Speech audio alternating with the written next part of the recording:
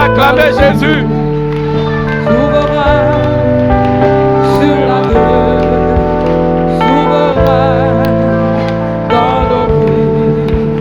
Amen. Souverain dans les cieux, souverain sur la terre, souverain dans nos vies. Amen. Alléluia. Amen. Seigneur, nous te déclarons souverain en ces lieux, dans nos vies, dans nos familles, dans nos communautés. Établis ton règne et que ton nom soit élevé. Éternel, ce soir nous sommes là pour toi. Parle-nous, ô Dieu, et change-nous par la puissance de ta parole, dans le nom de Jésus. Et quelqu'un me donne un amen fort.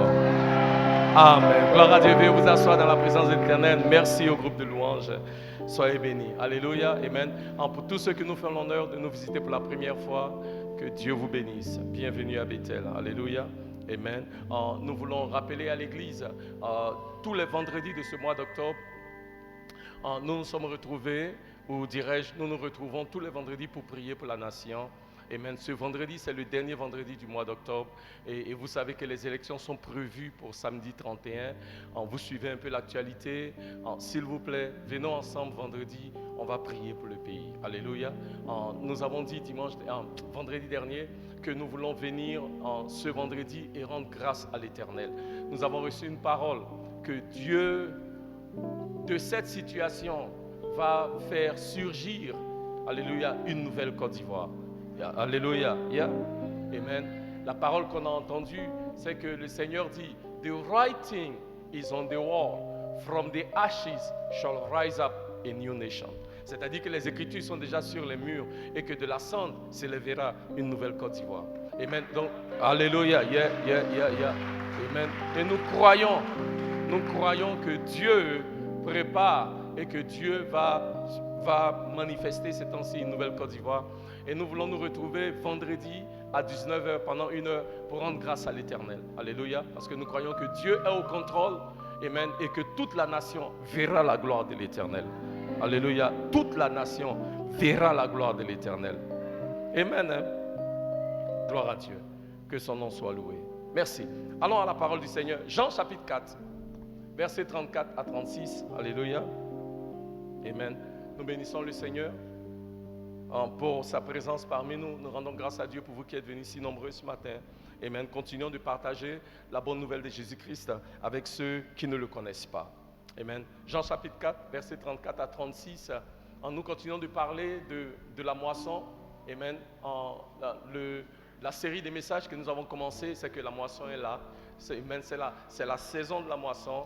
Amen. Et ce matin, nous voulons continuer de parler de moisson. Gloire à Dieu. Amen. Jean chapitre 4, verset 34, si on peut s'élever s'il vous plaît pour la lecture de la parole. Amen. Lisons la parole du Seigneur. Amen. Jésus leur dit, ma nourriture est de faire la volonté de celui qui m'a envoyé et d'accomplir son œuvre. Ne dites-vous pas qu'il y a encore 4 mois jusqu'à la moisson?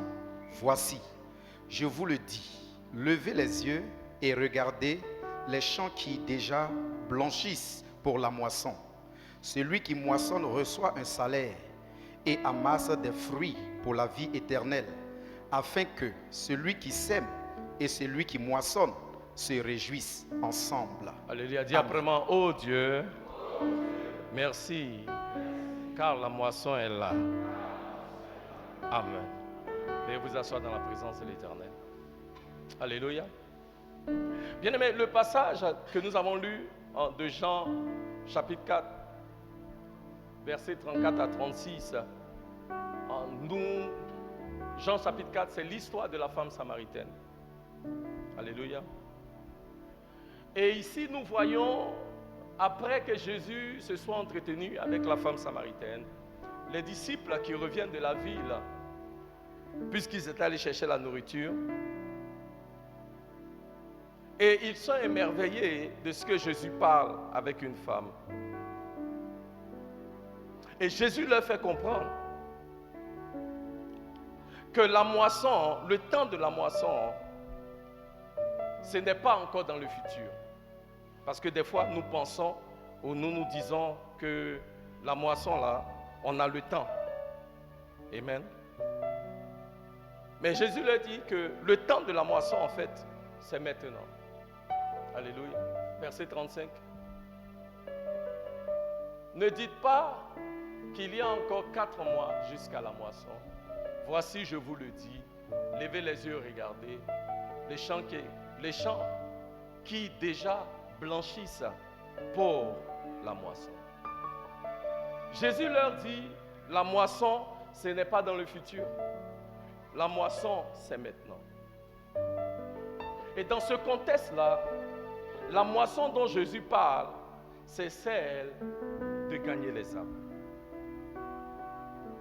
C'est celle d'arracher les âmes du royaume des ténèbres pour les conduire au royaume de lumière. Il dit, ne dites pas qu'il y a encore 4 mois jusqu'à la moisson. Voici, je vous le dis, levez les yeux, dis après moi, levez les yeux. C'est intéressant, je me suis rendu compte que ce passage est aussi traduit. Réveillez-vous. Alléluia. Réveillez-vous. Levez les yeux et regardez les champs qui sont déjà prêts pour la moisson. Parce que Jésus veut que nous comprenions, la moisson, c'est maintenant. La moisson est importante. La moisson est nécessaire. Vous voyez, bien-aimés, gagner les âmes, moissonner pour le Seigneur, est un aspect crucial de notre vie chrétienne. Une vie dévouée dans le Seigneur, une vie engagée dans le Seigneur est aussi une vie qui est engagée dans la moisson, c'est-à-dire qui est engagée dans le salut des âmes. Nous voyons dans la Bible que l'apôtre Paul était si engagé dans la moisson. L'apôtre Paul était si engagé dans sa détermination à gagner les âmes qu'il nous dit dans le livre de 1 Corinthiens chapitre 9 au verset 16. 1 Corinthiens chapitre 9 verset 16. Oh, si j'annonce l'évangile, ce n'est pas pour moi un sujet de gloire, car la nécessité m'en est imposée. Et malheur à moi si je n'annonce pas l'évangile. Littéralement, Paul se maudit lui-même. Et il dit que je sois maudit. Le mot malheur c'est aussi traduit maudit. Maudit suis-je si je n'annonce pas l'évangile. Malheur à moi si je n'annonce pas l'évangile. Pour exprimer son engagement farouche par rapport à l'annonce de l'évangile, par rapport à moissonner, par rapport à gagner les âmes pour le Seigneur, par rapport à témoigner de sa foi. Paul dit, malheur à moi si je n'annonce pas l'évangile. Nous montrons l'importance, la nécessité cruciale, primordiale d'annoncer cet évangile-là. Nombreux parmi nous, quand nous lisons ce passage, nous sommes émerveillés. Mais n'est-ce pas qu'il fut un temps dans notre foi, dans notre marche avec Dieu, là où on ne pouvait pas s'empêcher, ne serait-ce qu'une minute, de partager avec quelqu'un la bonne nouvelle de Jésus-Christ. Tu ne sortais jamais sans prendre des traités, des prospectus, quelque chose qui était dans ta main, que tu peux donner à quelqu'un d'autre, dans le baka, dans le bus, dans le Warren, quel que soit là où tu es, tu ne ratais aucune opportunité de pouvoir partager ta foi avec quelqu'un d'autre. Dis après moi, la moisson est là. Alléluia. Bien aimé, nous devons revenir à ça. Parce que gagner les âmes est un aspect primordial de notre foi chrétienne. Ce qui montre que tu es vraiment engagé dans ta foi, c'est que tu gagnes âme. Maintenant, j'ai parlé comme Abidjan. Ce qui montre que tu es réellement engagé dans ta foi, c'est que tu gagnes âme. Alléluia. Amen. Donc ce matin, j'aimerais partager avec nous la nécessité pour nous. Pourquoi est-il important que nous gagnions des âmes? Pourquoi est-il nécessaire que nous soyons engagés, impliqués dans l'évangélisation, impliqués dans témoigner de Christ, impliqués dans moissonner les âmes à la gloire du Seigneur? Amen. Je vais vous donner quelques raisons rapidement avec le temps qui nous est imparti. La première raison dont la Bible nous parle, c'est que le salut des âmes est une priorité pour Dieu. Et si le salut des âmes est une priorité pour Dieu, cela doit aussi devenir une priorité pour vous et moi. La Bible nous dit dans le livre d'Ézéchiel, chapitre 3, verset 11. Ézéchiel, chapitre 3, verset 11. Ministre Obi, si tu peux m'aider. Il y a quelques versets qu'on va lire ensemble, donc suivez-moi. Il dit, va vers les captifs, vers les enfants de ton peuple. Tu leur parleras et qu'ils écoutent. Il dit, et qu'ils écoutent ou qu'ils n'écoutent pas, tu leur diras, ainsi parle l'Éternel. C'est si important. Va et puis parle seulement. Ézéchiel dit, s'ils écoutent, ils n'écoutent pas. Toi déclare, ainsi parle l'Éternel. Alléluia. Il dit dans le livre de 2 Pierre, chapitre 3, verset 9, que ce n'est pas la volonté qu'aucun homme ne périsse. Parce que l'Éternel désire que tous parviennent à la connaissance de la vérité. Alléluia. Le battement de cœur de Dieu, c'est dans les âmes.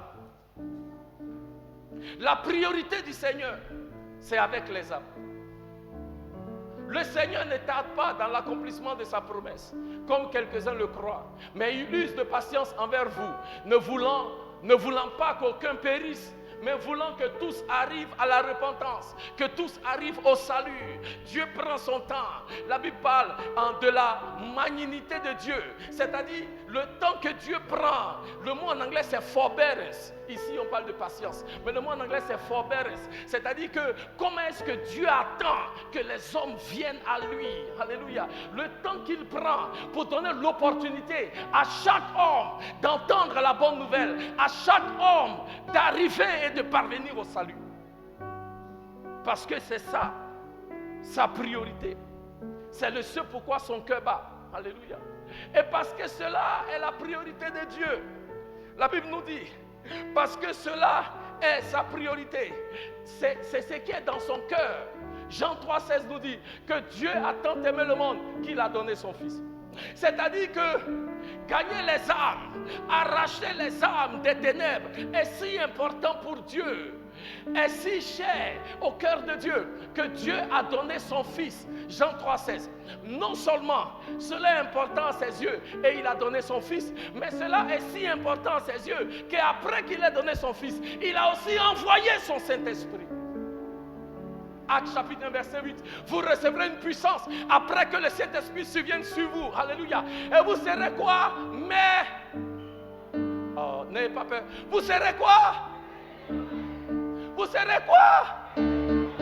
Est-ce qu'elle a dit vous serez mes chrétiens? Non. Il dit, et vous serez mes témoins.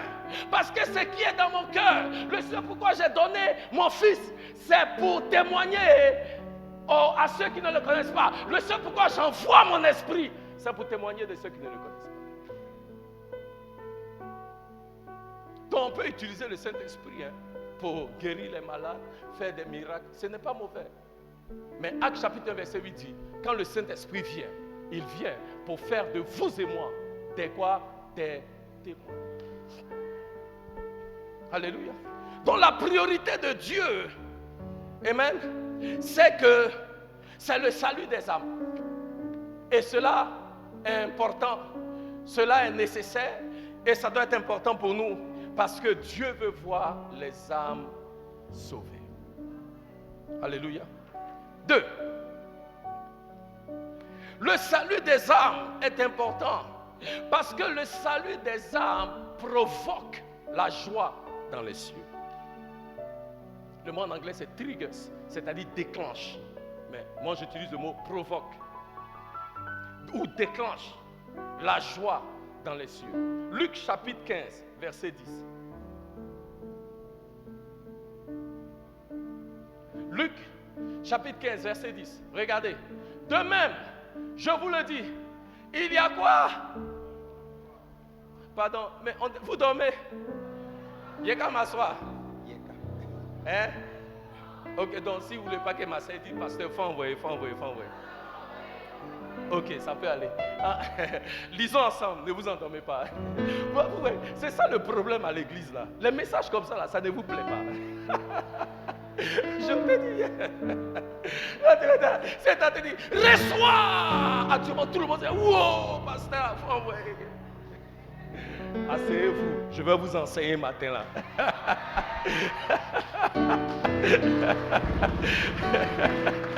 Alléluia. Alléluia. Amen. Amen. Il y a bénédiction dedans. Attendez jusqu'à la fin, j'arrive. La partie qui vous plaît là, ça vient. Dis à ton voisin, la partie qui te plaît là, ça vient. Alléluia. Gloire à Jésus. Verset 10. Tous ensemble, lisons ensemble. De même, je vous le dis, il y a de la joie devant les anges de Dieu pour un seul pécheur qui se répand. Alléluia. Alléluia. Il y a de la joie dans la présence de Dieu. Pourquoi? Pourquoi? Est-ce qu'il y a la joie parce que tu as payé une nouvelle voiture? Est-ce qu'il y a la joie parce que Dieu t'a béni avec une maison? Est-ce qu'il y a la joie parce que tu as gagné mari ou femme? Il y a la joie parce qu'il y a une âme qui s'est répandue.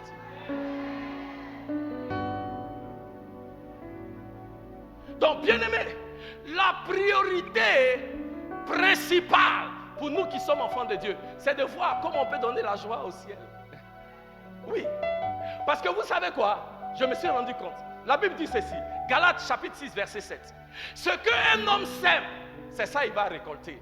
Bien-aimé, si tu es un homme, une femme qui donne de la joie au ciel, ça veut dire que toi, ta vie là, c'est de s'aimer la joie au ciel, au travers des personnes qui viennent au Seigneur par toi. Chaque fois que tu conduis quelqu'un au Seigneur, il a la joie au ciel. Et le ciel a pris note que le peuple de Dieu à Bethel donne la joie au ciel. Le peuple de Dieu à Bethel sème la joie dans le ciel. Chaque fois, le peuple de Dieu à Bethel sème la joie. Bien-aimé, si tu es quelqu'un qui sème la joie dans le ciel, tu penses que le diable peut troubler ta vie? Le ciel ne permettra pas. Parce que tu es un homme qui donne la joie au ciel. Apprenons à s'aimer la joie dans le ciel. Parce que c'est ce que nous sémons là. C'est ça que nous allons récolter. Si tu sèmes la joie dans le ciel, tu vas récolter la vie en abondance. Si tu sèmes la joie dans le ciel, tu vas récolter la protection angélique. Si tu sèmes la joie dans le ciel, tu vas récolter la grâce abondante qui vient du Seigneur. Si tu sèmes la joie dans le ciel, tu vas expérimenter la faveur dans toutes tes entreprises. Dis à quelqu'un, il faut s'aimer la joie dans le ciel. Alléluia. Donc, bien-aimé, c'est important parce que c'est une priorité pour le Seigneur. Mais parce que ça apporte de la joie dans le ciel. Troisièmement, le salut des âmes est nécessaire et important parce que ça récompense le sacrifice du Seigneur Jésus. Ésaïe 53, verset 11. Regardez, Ésaïe 53, verset 11. À cause du travail de son âme. Alléluia. À cause du travail de son âme. Le mot en anglais c'est the travel. C'est-à-dire la passion, les efforts. Ok? À cause du travail de son âme, il rassasiera ses regards par sa connaissance. Non. À cause du travail de son âme, il rassasiera ses regards. Par sa connaissance, mon serviteur juste justifiera beaucoup d'hommes. Et il se chargera de leurs iniquités. Alléluia. Le passage dit quoi? Le passage dit Jésus se satisfait de voir des hommes sauvés. Pourquoi?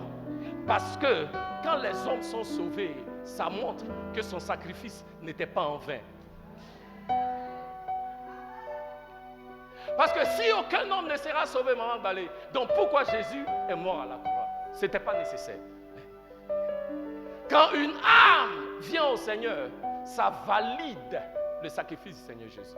Ça lui apporte de la joie et ça lui montre que le sacrifice qu'il a fait, le sacrifice ultime de donner sa vie pour le salut de l'humanité n'a pas été en vain. Cela en valait la peine parce qu'il y a des hommes qui viennent à lui, parce qu'il y a des hommes qui sont sauvés, parce qu'il y a des âmes qui sont régénérées au travers du témoignage et de ceux qui gagnent des âmes. Le sacrifice du Seigneur Jésus est validé. Son sacrifice n'est pas vain. Ce qu'il a fait à la croix a son utilité. Si personne n'est sauvé, alors le sang de Jésus a été versé comme ça. Les Ivoiriens disent dans sang. Ça veut dire pour rien. Mais vous et moi, nous savons que le sang précieux de Jésus qui a coulé à la croix a le pouvoir de racheter les hommes. Car la Bible dit que sans l'effusion de sang, il n'y a pas de pardon de péché. Jésus a versé son sang à la croix pour que les hommes soient sauvés. Et le sang de Jésus a le pouvoir de délivrer les hommes, quelle que soit la dureté du cœur, quelle que soit la profondeur du péché. Le sang de Jésus a le pouvoir d'aller, de toucher ce cœur endurci, d'aller dans les profondeurs des péchés et de délivrer les hommes. Quand les âmes sont gagnées au Seigneur, le Seigneur Jésus se réjouit. Pourquoi? Parce que son sacrifice, son sang versé, n'a pas été versé quoi? En vain. Alléluia. Donc bien, mais nous disons, il est important pour nous. La moisson est prête et c'est maintenant. Et c'est nécessaire parce que c'est une priorité pour le Seigneur. C'est nécessaire parce que cela déclenche la joie dans les cieux. C'est nécessaire parce que cela vient valider le sacrifice de Jésus à la croix. Il n'a pas versé son sang en vain. Alléluia. Et le salut des âmes est une preuve que, en vérité, le sang de Jésus est toujours puissant pour délivrer. Alléluia. 4. Le salut des âmes est important parce que le salut des âmes, témoigner de Christ,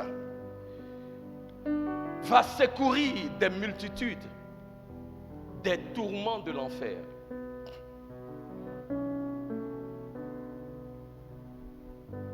Psaume 9, verset 17, nous dit ceci: les méchants se tournent vers le séjour des morts. Toutes les nations qui oublient Dieu. Les méchants se tournent vers le séjour des morts. Toutes les nations qui oublient Dieu. Alléluia. Bien-aimés, l'enfer, le séjour des morts est réel. C'est un lieu de tourment.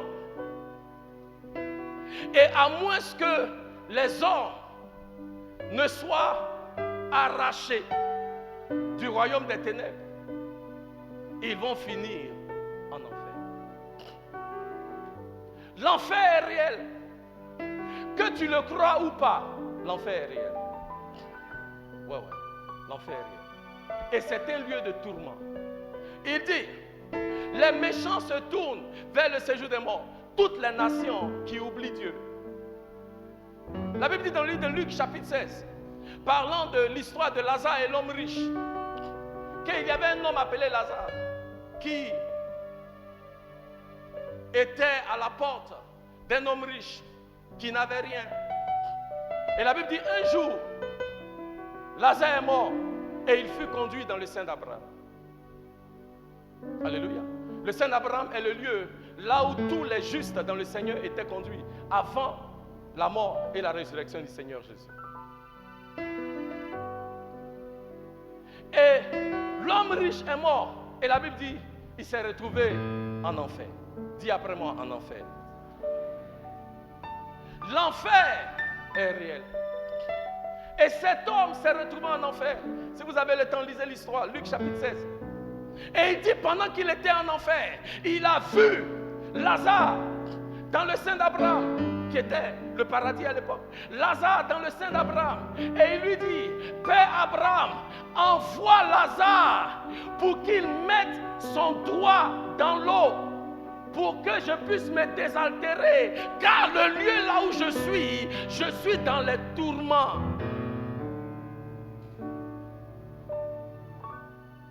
Il était en enfer, et étant en enfer, il pouvait sentir la douleur des flammes. Étant en enfer, il était troublé et dans les tourments. Et la Bible dit, Abraham lui dit, mais mon ami, là où nous on est là, et puis là où tu es, il y a un gros fossé, un gouffre qui nous sépare. On ne peut pas aller d'ici chez toi, toi aussi tu ne peux pas quitter là-bas pour venir ici. Et il dit, Père Abraham, je paraphrase à cause du temps, Père Abraham, j'ai encore 5 frères, dis à Lazare d'aller les avertir pour ne pas qu'eux aussi se retrouvent là où je suis. Bien-aimé, c'est celui qui est en enfer, qui a goûté aux flammes, qui voit que ça brûle et qui maintenant implore Abraham, pardon. Dis que quelqu'un aille parler à mes frères, parce que le lieu là où je suis là, ça brûle, c'est un lieu de tourment, c'est terrible. Je ne peux pas souhaiter ça pour le pire de mes ennemis. Que quelqu'un aille prévenir mes frères. Bien-aimé, c'est quelqu'un qui était en enfer. Et souvent je dis, même l'enfer a plus de compassion que nous qui sommes ici sur la terre. Parce que cet homme qui était en enfer, dans les tourments, était concerné, voulait s'assurer que ses frères n'allaient pas se retrouver dans les tourments là où lui il était. Si ses frères ne viennent pas à Christ, si ses frères n'acceptent pas le Seigneur, si personne ne leur parle de Christ, certainement ses frères vont finir en enfer là où il est. Bien-aimé, je peux dire ceci, tu es le dernier rempart. Oui, oui. Tu es le dernier rempart dans ta famille pour empêcher que tes frères, tes parents qui ne connaissent pas le Seigneur se retrouvent en enfer. Dernier rempart. Dernier rempart. Dernier rempart. Prends ta place, enfant de Dieu. Ne te laisse pas intimider. Prends ta place et déclare aux personnes qui te sont chères. Bien-aimé, c'est pendant que tu es en vie là, il faut leur dire. Parce qu'après la mort, il n'y a pas de purgatoire. C'est un vol direct. Oui, oui. Après la mort, tu vas directement au paradis. Ou bien après la mort, tu vas directement en enfer aussi. Parce que la Bible dit, Hébreux chapitre 9, verset 27, il est donné à tout homme de vivre une seule fois. Après quoi vient quoi? Après quoi vient? Il est donné à tout homme de vivre combien de fois? Eh, attention, hein, tes parents qui sortent dans tes rêves là, c'est démons, il faut les chasser. Il est donné à tout homme de vivre une seule fois. Vous avez compris? Donc, il ne faut pas que quelqu'un va vous distraire avec les apparitions là.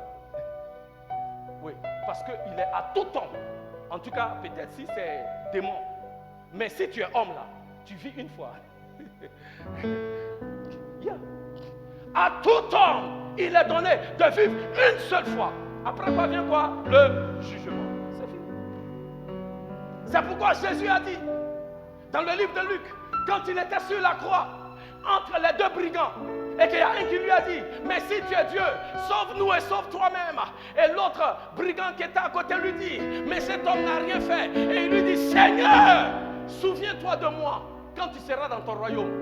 Et Jésus lui dit, à cet homme brigand, il lui dit, hey, Aujourd'hui même, pas demain, oh, pas après-demain, oh, aujourd'hui même, parce que tu t'es repenti, parce que tu m'as reconnu comme Seigneur, aujourd'hui même, tu seras avec moi au paradis. Aujourd'hui, cet homme qui était brigand sur la terre, après cette parole de Jésus, s'est réveillé au paradis, enfant de Dieu.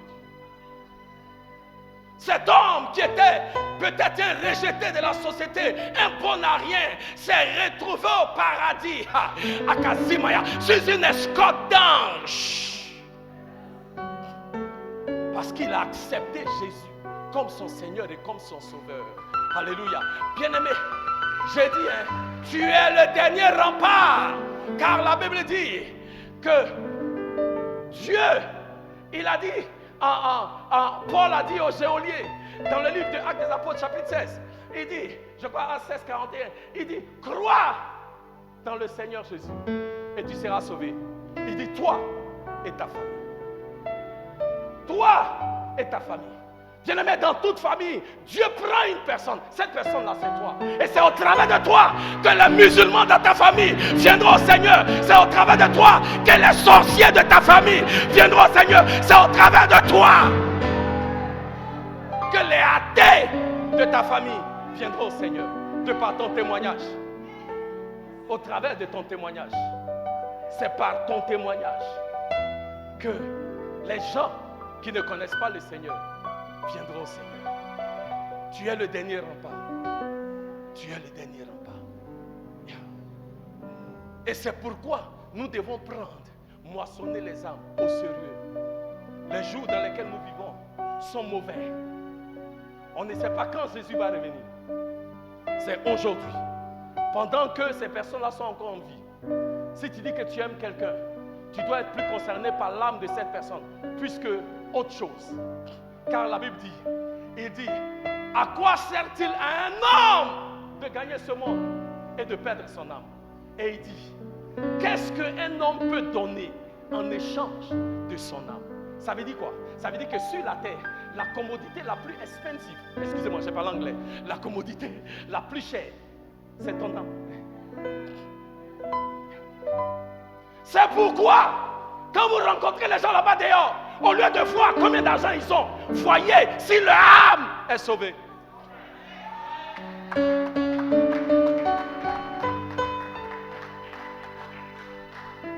Moi, j'ai dit aux gens, moi je regarde les gens là, il y a des choses qui ne m'impressionnent plus. Je vous dis la vérité. Tout le monde qui rentre ici est une âme, quel que soit ton titre. Est-ce que ton âme est sauvée? C'est là qu'on commence. Hein? C'est pas qui tu es ou qui tu n'es pas. Ça ne m'intéresse pas. Tout le monde qui rentre ici est une âme. Vous savez, devant Dieu, hein, tu ne peux pas être président de Dieu. Tu ne peux pas être pasteur de Dieu. Tu ne peux pas être directeur de Dieu. Tu ne peux pas être ministre de Dieu. Devant Dieu, tu es une âme.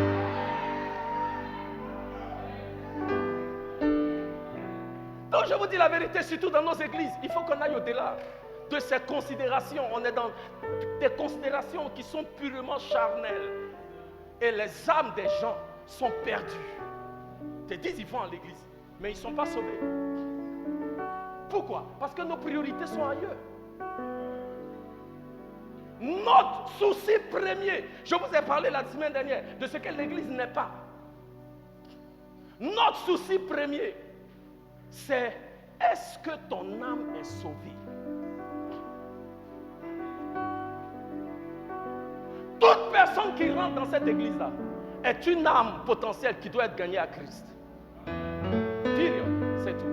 Quel que soit ton titre, quel que soit ton statut social, quelle que soit la couleur de ta peau, quelle que soit ton orientation sexuelle, I don't care. On dit, est-ce que ton âme est sauvée? Et c'est pourquoi je vous ai dit la semaine dernière, il y a certaines conversations, nous qui sommes en Christ, on doit arrêter d'avoir. C'est pourquoi quand tu es parmi tes amis là, c'est eux qui sont en train de te gagner dans leurs affaires, au lieu que toi tu les gagnes à Christ. Parce que tu n'es pas concerné par leurs âmes. Tu ne peux pas me dire que tu m'aimes si tu n'es pas concerné par ma destinée éternelle. Si véritablement on aime les gens, notre premier concern, j'ai parlé anglais, excusez-moi, notre premier souci pour les gens qu'on dit qu'on aime, c'est qu'on veut les gagner à Christ. Je peux vous dire ceci. Le bonhomme qui... Je vais parler à une soeur. Le monsieur qui te cherche là, est-ce qu'il connaît Christ? Tu marches avec lui. Souvent même tu prends un peu de son argent. Est-ce que tu lui as parlé du Seigneur?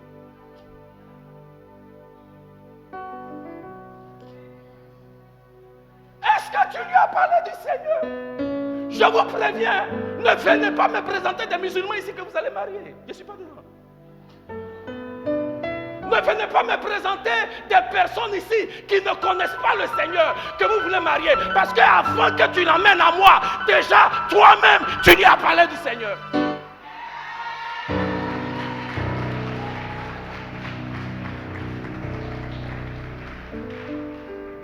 Ah, pasteur, il faut laisser, je vais prendre après, il sera converti. Qui t'a dit ça?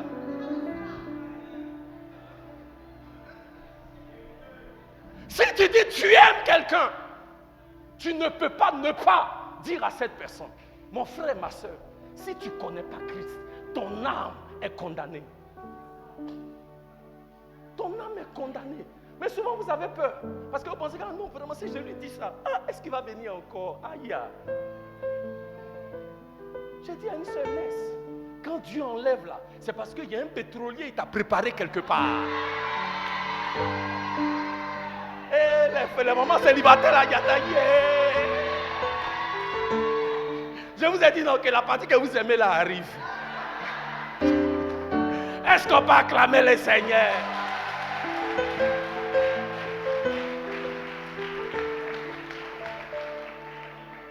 Il faut que le langage des chrétiens change.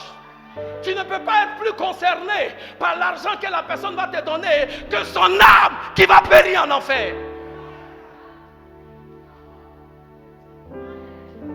On fait des choses pour accommoder les gens. Il y a des gens même qui sont diacres dans des églises. Ils ne sont même pas sauvés. Il est diacre, il a toutes les go du quartier. Ce sont ses go. Non, arrêtons ça. Non. Ici là, ça là. Ça ne marche pas. Je vous dis. Parce qu'il s'agit de ton âme. Il s'agit de ton âme. Il s'agit de ton âme. Il s'agit de ton âme. Il s'agit des âmes. La destinée éternelle des hommes. Destinée éternelle. C'est de ça qu'il est question. Et ceux qui ne connaissent pas le Seigneur, certainement, vont finir en enfer. Et vous et moi, ne pouvons pas être indifférents. La semaine prochaine, je parlerai de ça. On ne peut pas être indifférent à la condition de ces hommes et de ces femmes. Celui qui a le Fils a la vie. Celui qui n'a pas le Fils n'a pas la vie. Période. Il n'y a pas de truc dedans. Il n'y a pas de if, what or but about it. Si tu as le Fils, tu as la vie. Si tu n'as pas le Fils, tu n'as pas la vie. Quels que soient tes millions, vous comprenez?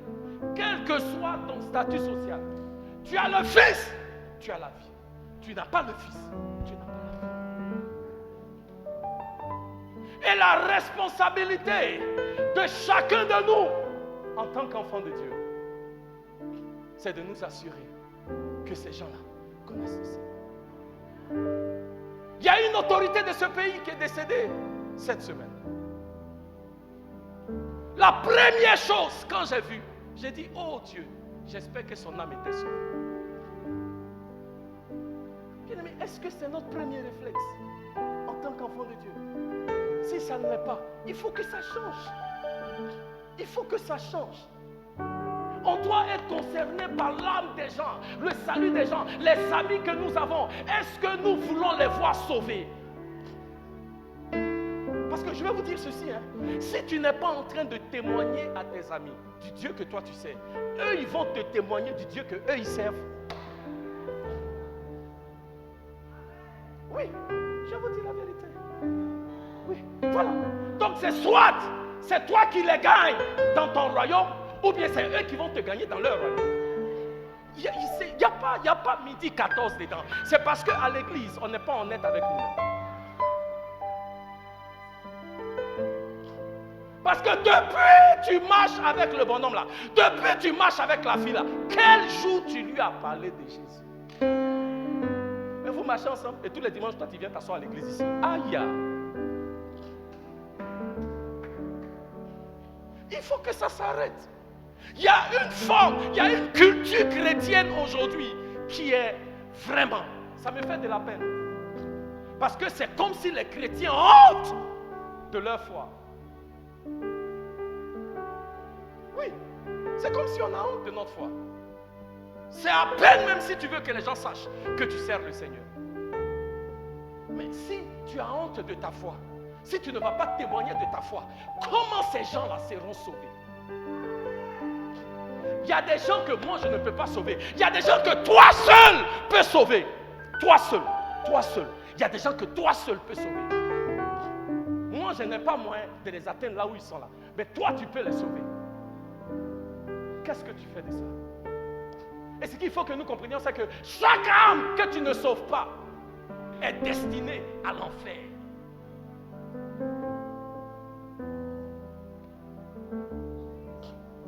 Tu ne veux pas un jour au paradis.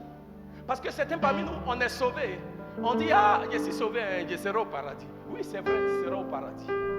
Mais tu ne veux pas qu'au paradis, quelqu'un s'approche de toi, Papa Salé, et puis te dise, Papa Salé, thank you.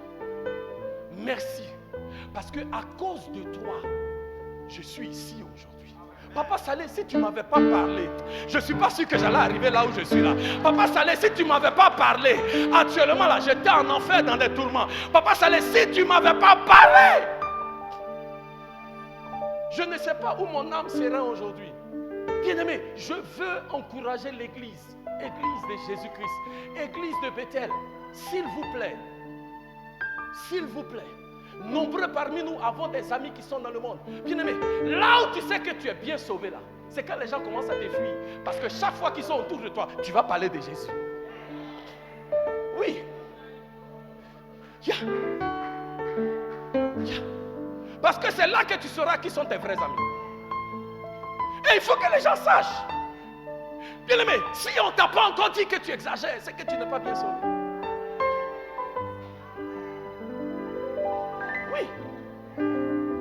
Tes amis n'ont qu'à commencer à te dire, ah, tu exagères. Oui, tu exagères. Parce que mon ami, ton âme n'a pas de prix. Je n'accepterai pas que tu périsses et que tu ailles en enfer.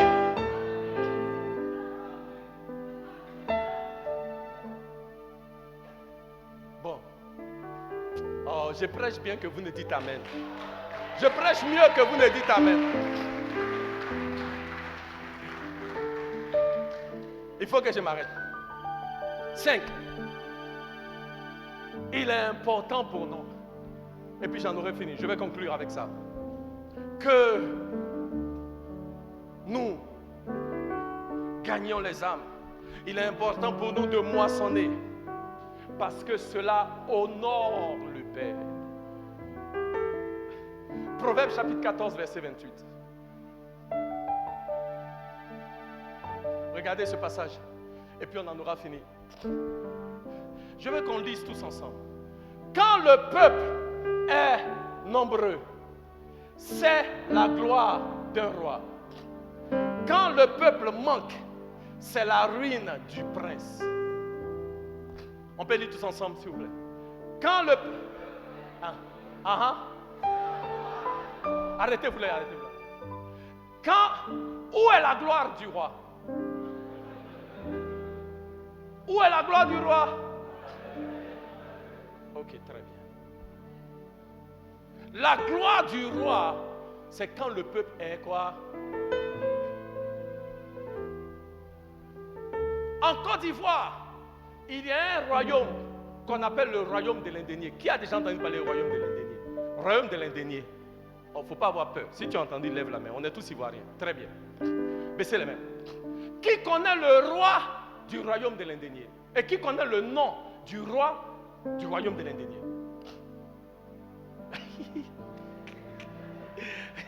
Mais, s'il vous plaît, c'est pas un roi. C'est pas un roi. Très bien. En Grande-Bretagne, il y a un royaume. Qui connaît le royaume de Grande-Bretagne? Lève la main. Grande-Bretagne, royaume. Baissez les mains. Qui connaît le nom de la reine de Grande-Bretagne? Si tu connais, lève la main. Si tu connais, lève la main. Si tu connais. Ouais, Admin a levé la main. Un dernier là, il a laissé.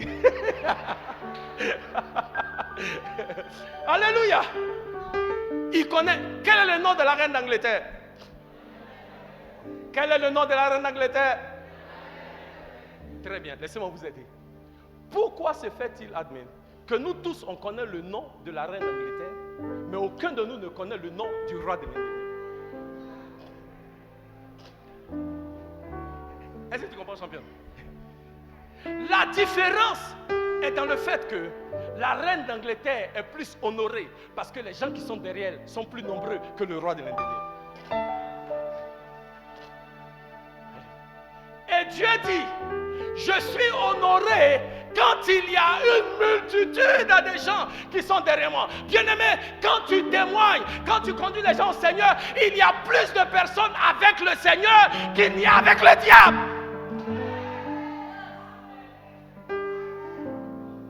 Ton Dieu, qui est le roi des rois, est honoré quand les gens qui sont dans son royaume sont plus nombreux. Le plus de personnes nous avons dans le royaume de Dieu, le plus d'honneur Dieu reçoit. Est-ce que vous comprenez? Donc c'est pourquoi nous devons de donner plus d'honneur à Dieu. Bien-aimé, je peux vous dire ceci. Dieu est honoré quand vous êtes nombreux ici à l'église. Vous comprenez? Dieu est honoré quand il y a beaucoup de personnes qui viennent dans la maison du Seigneur et qui servent le Seigneur. Pourquoi? Parce que le plus de personnes il y a ici, le moins de personnes il y a dans les bars. Alléluia. Alléluia. Dieu est honoré par la multitude de personnes qui sont dans son royaume. Le plus de personnes nous gagnons au Seigneur, le plus d'honneur nous donnons à Dieu. Jean chapitre 15, verset 8. Et puis j'aurai fini. Dernier verset. Jean chapitre 15, verset 8. Il dit, c'est en cela que Dieu est glorifié, que vous portiez beaucoup de fruits. Si vous portez beaucoup de fruits, c'est ainsi que mon Père sera glorifié et que vous serez mes disciples. Quand vous portez beaucoup de fruits, c'est-à-dire que quand beaucoup d'âmes sont gagnées par votre biais, alléluia, c'est ainsi que le Père est glorifié. C'est ainsi que le Père est honoré. Tu veux glorifier Dieu, gagne âme. Tu veux honorer Dieu, gagne âme. Tu veux rendre grâce à Dieu, gagne âme. Dieu dit, quand tu fais cela, tu m'honores. Quand tu fais cela, tu me glorifies. C'est en cela que je suis honoré. C'est en cela que je suis glorifié. Quand vous portez beaucoup de fruits. Parce que quand chacun de vous porte beaucoup de fruits, ça fait une multitude qui se retrouve où? Dans le royaume du Seigneur. On va s'élever, on va prier.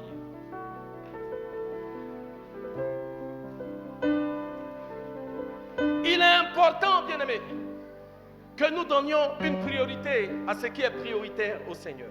Le cœur de Dieu, c'est avec les âmes. Et c'est pourquoi nous devons nous adonner à moissonner. Parce que le salut des âmes, c'est la priorité de Dieu. Le salut des âmes est ce qui provoque la joie dans le ciel. Le salut des âmes valide le sacrifice de Jésus à la croix. Le salut des âmes est ce qui va secourir les multitudes de l'enfer. Et le salut des âmes est ce qui apporte la gloire et l'honneur au roi des rois, qui est le Dieu Tout-Puissant. Élève les mains vers le Seigneur et commence à prier que l'Éternel t'utilise comme un instrument entre ses saintes mains, pour que tu sois véritablement un homme, une femme qui gagne des âmes pour lui, un homme, une femme qui moissonne pour lui, un homme, une femme qui fait de gagner les âmes une priorité, un homme, une femme qui apporte de la joie au ciel, un homme, une femme qui valide le sacrifice de Jésus à la croix, un homme, une femme qui a même de secourir des multitudes en des tourments de l'enfer, un homme, une femme qui apporte la gloire et l'honneur au Père, au roi des rois, au Seigneur des seigneurs. Éternel, oh Dieu, que ton nom soit béni. Éternel, oh Dieu, que ton nom soit glorifié. Éternel, oh Dieu, que ton nom soit célébré en gloire. Merci Seigneur. Merci, oh Dieu. Reçois la gloire. Reçois l'honneur. Merci. On l'appellera. On l'appellera le lion. Le lion de la tribu de Juda. Vêtu de gloire. Vêtu de gloire.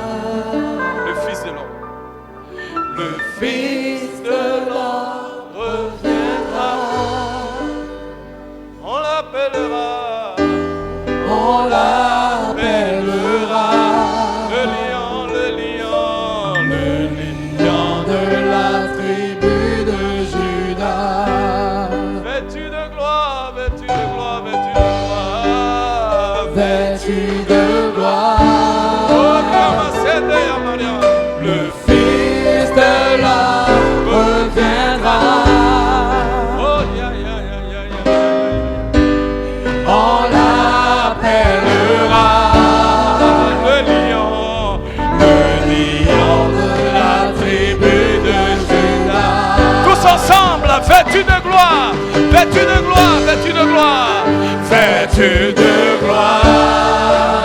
Le Fils de l'homme, le Fils de l'homme reviendra.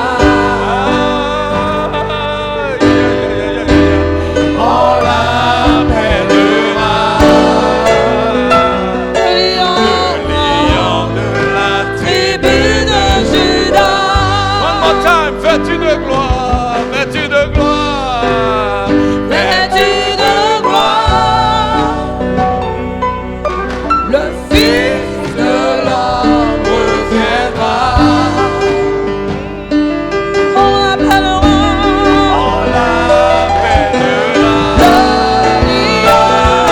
le lion de la tribu de Juda.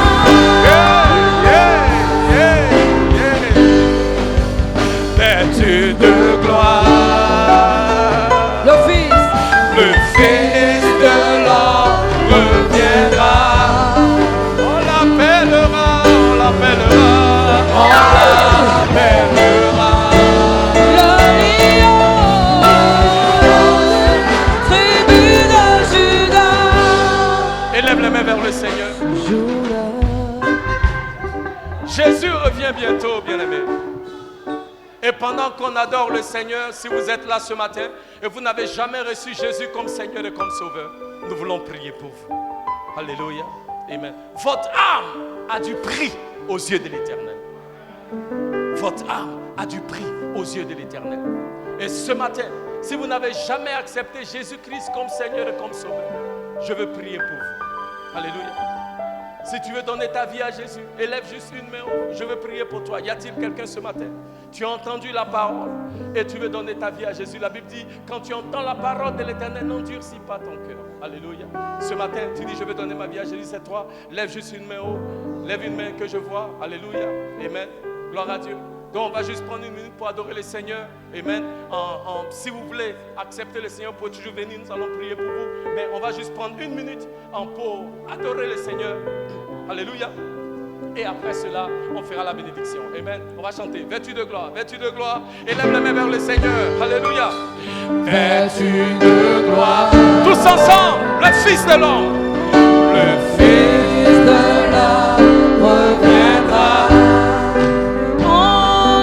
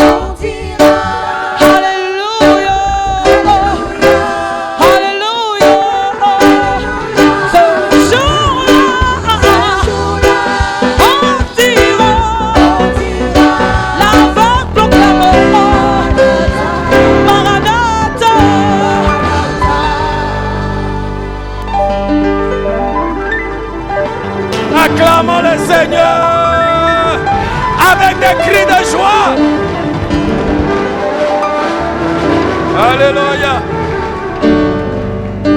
Amen. Que le nom du Seigneur soit loué. Que le nom du Seigneur soit glorifié. Je prie ce matin que ce qui est prioritaire dans le cœur du Seigneur devienne aussi pour vous et moi une priorité. Alléluia. Celle de voir les âmes sauvées.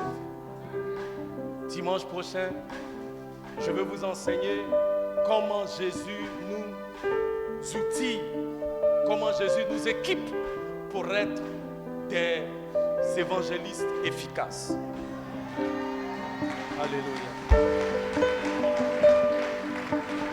Donc vous ne voulez pas rater dimanche prochain. Amen. Invitez quelqu'un qui ne connaît pas le Seigneur. Je n'ai aucun doute que Dieu va encore nous parler. Alléluia. Il a un message pour nous encore le dimanche prochain. Et nous voulons venir ensemble pour entendre la parole du Seigneur, pour entendre la pensée de l'Éternel. Gloire à Dieu. Si tu as été béni ce matin par la parole, acclame Jésus.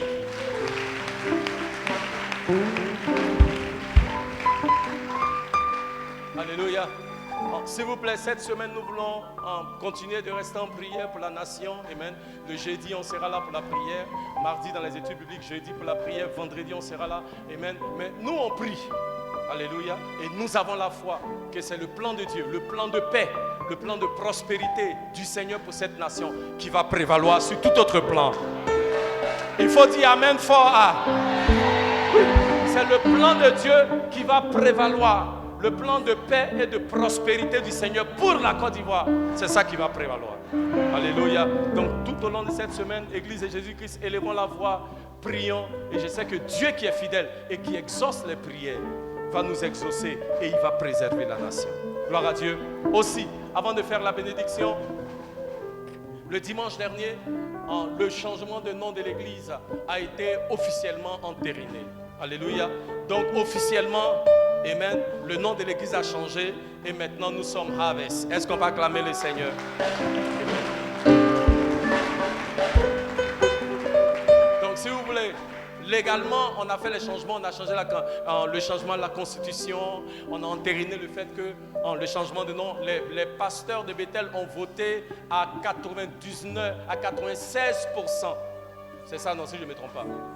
97% pour valider le changement de nom. Il y a pratiquement 1100 pasteurs qui ont voté et c'est 97% qui ont voté pour valider le changement de nom. Alléluia. Yes. Gloire à Dieu. Donc le nom du ministère va changer. Amen. Amen. Donc actuellement là, on est dans le harvest et on ne quitte plus dedans. Amen. Gloire à Jésus.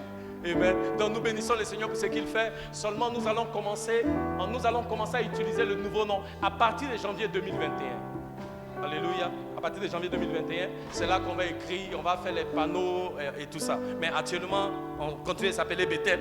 Amen. Mais à partir de 2021, l'église sera appelée Harvest. Gloire à Dieu. Amen. Il y a de bonnes choses que le Seigneur nous prépare. Amen. On va lever les mains pour la bénédiction.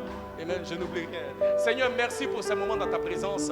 Éternel, oh Dieu, envoie tes anges nous escorter en sains et saufs dans nos maisons respectives tout au long de cette semaine, Dieu. Garde-nous, protège-nous de tout mal. Seigneur, protège toutes les personnes qui nous sont chères, non seulement ici à Abidjan, mais même à l'intérieur du pays. Protège nos familles. Garde-nous, oh Dieu. Accorde-nous ta grâce et accorde-nous ta faveur. Éternel, nous voulons proclamer tes bénédictions sur la vie de ton peuple, car nul ne peut maudire ce que l'Éternel a béni. L'Éternel vous bénit et l'Éternel vous garde. L'Éternel fait briller la lumière de sa face sur vous et soit gracieux envers vous. L'Éternel tourne la lumière de sa face sur vous et vous accorde sa paix. Que le shalom de l'Éternel soit avec vous, maintenant et pour toujours. Dans le nom de Jésus. Et le peuple te dit Amen. Que Dieu vous bénisse. À dimanche prochain.